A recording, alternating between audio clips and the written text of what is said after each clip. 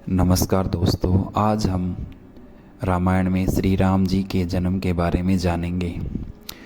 मंत्रीगणों तथा सेवकों ने महाराज की आज्ञा अनुसार श्यामकर्ण घोड़ा चंद्रुंगनी सेना के साथ छुड़वा दिया। महाराज दशरथ ने देश देशांतर के मुनिवी, तपस्वी, विद्वान, ऋषि मुनियों तथा वेद विज्ञ प्रकांड पंडितों को यज्ञ संपन्न कराने के लिए बुलावा भेज दिया। निश्चित समय आने पर समस्त अभ्यागतों के साथ महाराज दशरथ अपने वशिष्ठ जी, अपने परम मित्र अंग देश के अधिपति लोबापाद के जामाता ऋग ऋषि को लेकर यज्ञ मंडप में पधारे।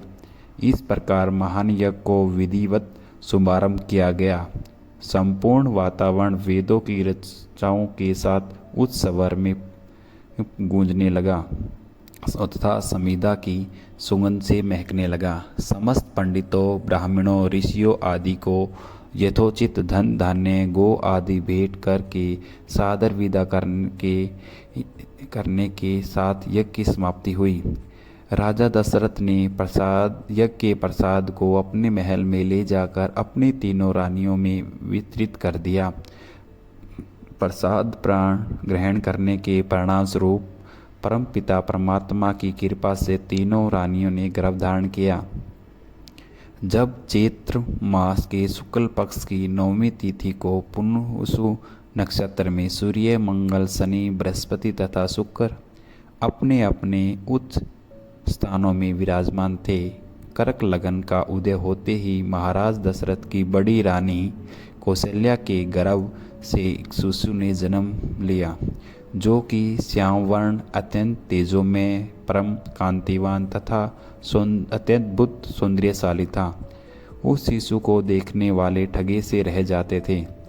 इसके पश्चात शुभ नक्षत्रों और शुभ घड़ी में महारानी कैकेयी के एक तथा तीसरी रानी सुमित्रा के 2 पुत्रों का जन्म हुआ। संपूर्ण राज्य में आनंद मनाया जाने लगा। महाराज के चारों पुत्रों के जन्म के उल्लास में गंधर्व गान करने लगे और अप्सराएं नाचने लगी।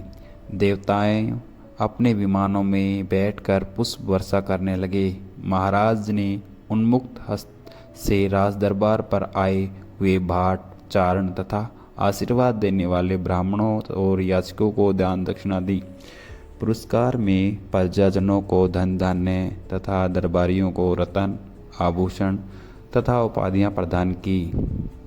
चारों पुत्रों का नामकरण संस्कार महर्षि वशिष्ठ के द्वारा कराया गया था तथा उनके पुत्रों के नाम रामचंद्र, भरत, लक्ष्मण, शत्रुघ्न रखे गए।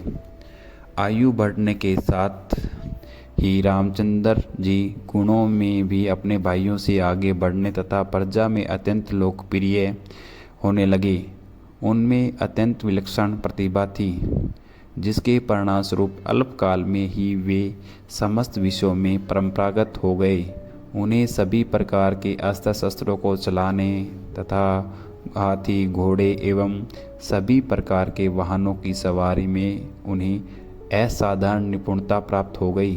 वे निरंतर माता पिता और गुरुजनों की सेवा में लगे रहते थे। उनका अनुसरण शेष तीनों भाई भी करते थे। परिवारजनों की प्रति जितनी श्रद्धा भक्ति इन चारों भाइयों में थी, उतना ही उनमें आपस में प्रेम सौंदर्य भी था। महाराज दशरथ का हृदय अपने चारों पुत्रों को देखकर गर्व और आनंद से भर उठता। आज का यही थी कहानी।